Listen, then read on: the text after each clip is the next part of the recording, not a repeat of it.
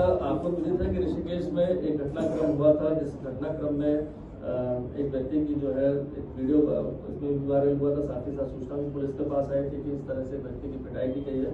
प्रथम दृष्टया इसमें मामले जो मौके पर पुलिस कर्मी चीता को सूचना थी सुबह 7:15 बजे कि ऐसे मारपीट का घटनाक्रम हुआ। वहाँ पर पुलिस पहुंची तो एक व्यक्ति वहाँ पर इंजर्ड था काफी, और जो इंजर्ड के बाद वहाँ काफी लोग भीड़ इकट्ठा थी और जो वहाँ पर गाली गलौज भी कर रहे थे, साथ जो वीडियो वगैरह में आया था। तो जो मौके का हालात थे उसको देखते हुए जो विक्टिम था वो और उनके साथ उनको अस्पताल भेजा गया था, जिसके बाद में पहचान होने के बाद उनका नाम टिबड़ी थी उनको पता चला। लेकिन जब समस्त घटनाक्रम के बारे में चूंकि तुरंत कोई FIR नहीं आई थी, मतलब एक दिन बाद इसमें FIR अगले दिन नेक्स्ट दिन दी गई थी और इसके बाद उसमें उनको गिरफ्तार कर लिया गया, जिसका नाम सुनील गंजा था, जो थाना ऋषिकेश का हिस्ट्री शीटर भी था। लेकिन जब पूरी हिस्ट्री शीट और चेक किया गया तो पता चला कि 2012 के बाद से, मतलब विगत 12 साल से पहले इसमें थाना स्तर पर कोई मुकदमा पंजीकृत नहीं, ना कोई अपराध की शिकायत आई है। हिस्ट्री शीट में जो है कि अगर अभियुक्त जो है लगातार अगर कोई अपराध कर रहा है, हिस्ट्री शीट खुली तो उसकी निगरानी कंटिन्यूस रहती है, और अगर लंबे समय तक अपराध नहीं कर रहा है, उसकी कोई शिकायत नहीं आई है, तो उसकी निगरानी को क्लोज कर दिया जाता है, लेकिन हिस्ट्री शीट जारी रहती है। क्योंकि विगत 12 साल से कोई भी इसकी कंप्लेंट किसी तरह की नहीं थी, तो उस तरह से देखा जाए तो निरंतर निगरानी की जो बात थी वो नहीं की जा रही थी। सेकंड इसमें आता है कि जो पूर्व के उसके मुकदमे थे, सभी मुकदमों का परीक्षण किया गया तो उसमें पाया गया कि जो पूर्व के मुकदमे थे सभी न्यायालय द्वारा उसमें दोषमुक्त कर दिया गया था। ये जो पूरा घटनाक्रम पाया गया जिसमें जिस तरह से जानलेवा हमला करके मारपिटाई की गई थी और जिसमें अभियुक्त को गिरफ्तार करके जेल भेजा जा चुका है। इसके बाद इस घटनाक्रम से आक्रोशित होकर कुछ लोगों द्वारा जो है अभियुक्त के घर पर वहाँ पर इकट्ठा होकर पथराव किया गया था। साथ ही साथ उस पथराव में जब पुलिसकर्मी वहाँ पहुंचे थे तो उनसे भी जो है धक्का मुक्की की गई थी। तो इसमें 2 केस एक पुलिस के द्वारा इसमें दर्ज किया गया और एक जिसके घर पर पथराव किया गया उनके परिजनों द्वारा इसमें तहरीर दी गई थी। साथ ही साथ एक तहरीर अभियुक्त की पत्नी द्वारा दी गई थी कि प्रातः 6 से 6:30 के बीच उनके घर में कुछ लोग घुस गए थे, जो बेडरूम के अंदर घुस के वीडियोग्राफी करने लगे और इस कारण वहाँ पर मारपीट हुई और उनके द्वारा जो है उनकी लज्जा भंग करने का प्रयास किया गया। तो इस आधार पर जो 4 मुकदमे दर्ज हुए थे, 3 इन्वेस्टिगेशन में चल रहा है। एक में जो है साक्ष्यों के आधार पर जो मेडिकल इंजरीज के साथ थे उसमें अभियुक्त को गिरफ्तार करके जेल भेज दिया गया।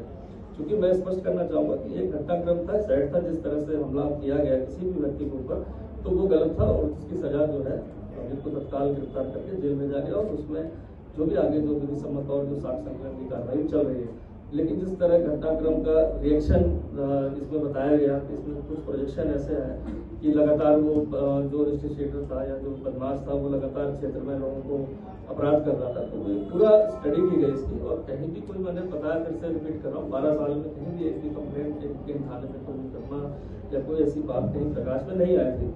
लेकिन चूंकि ये मारपीट हुई, एक जगह अपराध किया तो उसकी सजा उसको मिली। साथ ही साथ इसमें कहीं ना कहीं मैंने देखा कि इसमें हमारी टीम जो सोशल मीडिया मॉनिटरिंग करती है, द्वारा बताया गया कि इस घटनाक्रम को किसी अन्य तरह से प्रोजेक्ट करने की बात है। क्योंकि एक दुखद घटनाक्रम है, उसमें पुलिस का रोल है कि जो भी सूचना है उस पर तत्काल कार्रवाई करे, जो अभियुक्त है उसको गिरफ्तार करे। लेकिन कहीं ना कहीं एक दायरा हमारा भी होता है जो सामाजिक रूप से आप लोग का दायरा, अगर पुलिस भी किसी घर में रेड करती है या कहीं जाती है तो महिलाएं और बच्चों को ध्यान रखते हैं। हमेशा इसीलिए वहाँ पर महिला पुलिसकर्मी की साथ में रखते हैं अपने साथ कि उनके साथ कोई आरोप प्रत्यारोप अभद्रता न की जाए।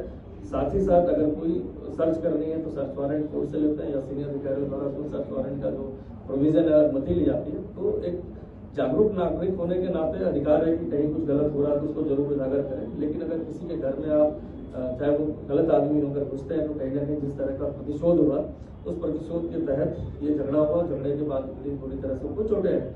तो एक सोशल मीडिया में जिस तरह का प्रोजेक्शन था तो उस प्रोजेक्शन को भी मैं कहता हूँ कि सामाजिक दायित्व के साथ साथ कानूनी दायित्व भी है सभी का।